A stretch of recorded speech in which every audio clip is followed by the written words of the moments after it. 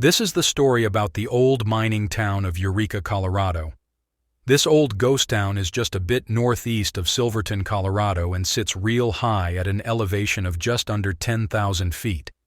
Eureka also holds the distinction of being the first recorded site of gold discovery in Colorado's rugged San Juan Mountains.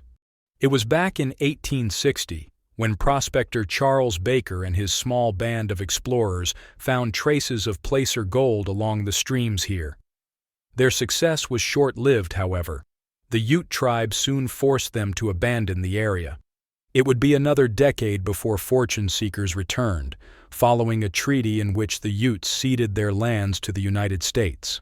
A miner by the name of Reuben McNutt worked a claim called the Sunnyside Mine. He was also noted as having built the first log cabin in the district.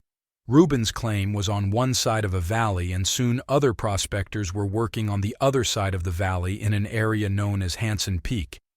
By the early 1870s, a small settlement had taken root at Eureka, fueled largely by the development of the Sunnyside Mine. The town's post office opened in 1875, a sure sign of its permanence. The Sunnyside would go on to become one of Colorado's great producers, a mine that operated for nearly 50 years and provided a rare sense of stability in a region where mining camps often flared and faded in a matter of months. For nearly 10 years, Eureka stood as a remote outpost, reachable only by rough trails. That changed in 1884 when a toll road was completed from Howardsville, later extending to Animas Forks in 1885.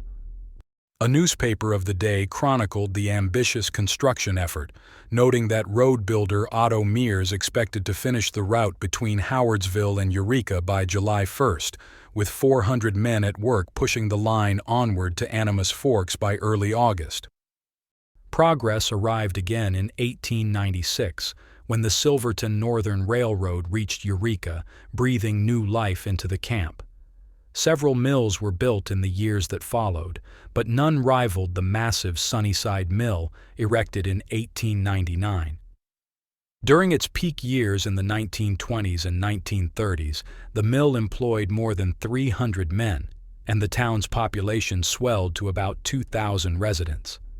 The Sunnyside Mine earned national recognition for its innovation and productivity. In 1921, the U.S. Bureau of Mines called it the most important in the Silverton district, while a 1926 Colorado School of Mines report noted that the Sunnyside Mill was the first facility in North America to successfully use selective flotation on complex zinc-lead-iron sulfide ores, a major metallurgical advancement at the time. The Great Depression brought the once prosperous Sunnyside Mine to a halt in 1930, and for 7 long years the tunnels lay silent. When operations resumed in 1937, the Sunnyside Mining and Milling Company briefly reclaimed its glory as Colorado's leading gold producer, but the boom was short-lived. With the richest ore nearly gone, the company laid off its workforce and shut down the mine in 1939.